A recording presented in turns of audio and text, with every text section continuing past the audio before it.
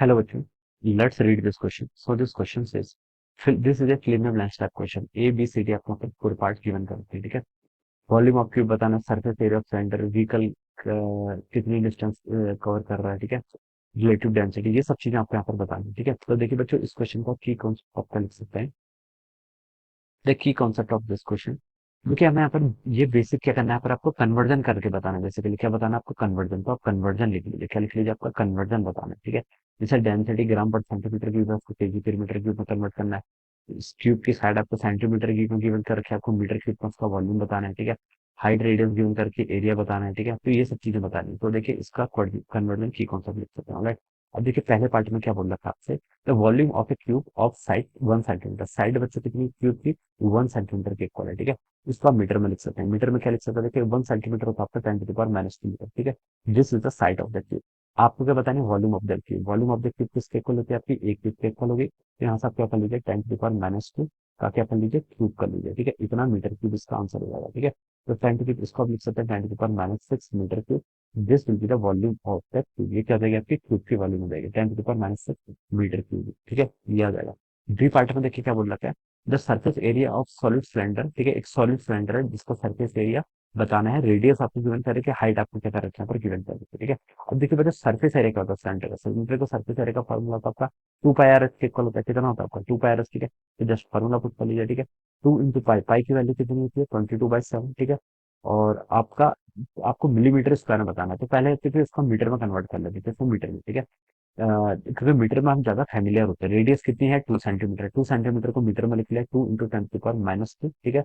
ये आपका मीटर में हो गया। इंटू हाइट, हाइट कितनी है बच्चों 10 सेंटीमीटर, 10 सेंटीमीटर को मीटर में क्या लिख सकते हैं 0.1 मीटर, ठीक है।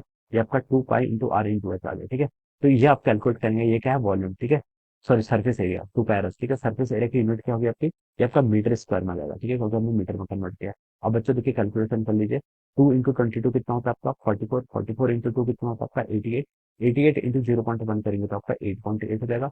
डिवाइडेड बाय कितना 7 इंटू देखिए कितना होगा 10 टू द पावर -2, यहाँ से आ गया इतना मीटर का स्क्वायर। और ये तो हम आपके यहाँ पर देखेंगे। इसको देखिए अगर हम अगेन सॉल्व कर लेते हैं थोड़ा सा, ठीक है। तो ये देखिए कितना होता है आपको 12 7 84 हो गया, ठीक है। 4 बचेगा 7 5 35, 5 आएगा, इसको राउंड अप करके 6 लिख लीजिए, ठीक है। 10 to the power -2 metre square, ठीक है। ये आपका क्या गया, दिस इज द एरिया। ये क्या गया आपका एरिया, कितना है मीटर में। आपसे बोल रखा है मिलीमीटर में आपको बताना, आपको किसमें बताना है इसको, मिलीमीटर में कन्वर्ट करना है। तो देखिए बच्चों, एक मीटर में कितने मिलीमीटर होते हैं, ठीक है। एक मीटर में होता है आपके 10 टू द पावर -3 मिलीमीटर के इक्वल, ठीक है। ये हम लिख सकते हैं, ठीक है। एक मीटर किसके इक्वल होता है 10 टू द पावर -3 मिलीमीटर के इक्वल, ठीक है। तो आप क्या कर लीजिए इसको 1.26 इंटू 10 टू द पावर -2, ठीक है। ये तो आपका मीटर है। एक मीटर में मिलीमीटर कितना होता है 10 टू द पावर -3। अब उसका आप स्क्वायर कर लेंगे तो 10 टू द पावर -6 हो जाएगा, कितना मिलीमीटर का। यहाँ से देखिए कितना हो गया आपका 10 टू द पावर -6 ये था, ठीक है। और आप इसको क्या करेंगे, मीटर को मिलीमीटर में कन्वर्ट कर रहे हैं ना, तो ये तो 10 टू द पावर 3 होगा, ठीक है। एक मीटर में आपके देखिए 1000 मीटर होते हैं, ठीक है। एक मिलीमीटर में आपके 10 टू द पावर -3 मीटर होंगे, ठीक है। ये थोड़ा मिस्टेक हो गया। मीटर आपकी बिगर यूनिट है ना मिलीमीटर से, तो मीटर में आपके 10 टू द पावर +3 होनी चाहिए, ठीक है। तो आपका +6 हो जाएगा, ठीक है। अब देखिए इसको सॉल्व कर लीजिए, कितना तो 1.26 इंटू 10 टू द पावर 4, ठीक है। ये आपका स्क्वायर में हो जाएगा, ठीक है। कितना हो गया आपका मिलीमीटर का स्क्वायर, ये आ जाएगा, ठीक है। एक मीटर में देखिए कितना था आपका 10 टू द पावर 3 मिलीमीटर। तो हमने इसका स्क्वायर कर लिया, देखिए मीटर का स्क्वायर है तो स्क्वायर करेंगे। स्क्वायर आपका न्यूमेरिकल फैक्टर का भी होता है और यूनिट दोनों का होता है, तो ऐसे हो जाएगा, ठीक है। तो ये इसका आंसर होगा 1.26 into 10 to the power 4 millimetre का स्क्वायर। सी ऑप्शन पे क्या बोल रखा है, व्हीकल मूव्स, स्पीड गिवन कर रखी है and distance cover in metre 1 second में बताना है। स्पीड कितनी गिवन कर रखी है, स्पीड आपकी गिवन कर रखी है, देखिए यहाँ से 18 किलोमीटर पर आवर, ठीक है। तो इसको आप मीटर पर सेकंड में कन्वर्ट कर लीजिए, ठीक है। ये क्या है 18 किलोमीटर पर आवर, ठीक है।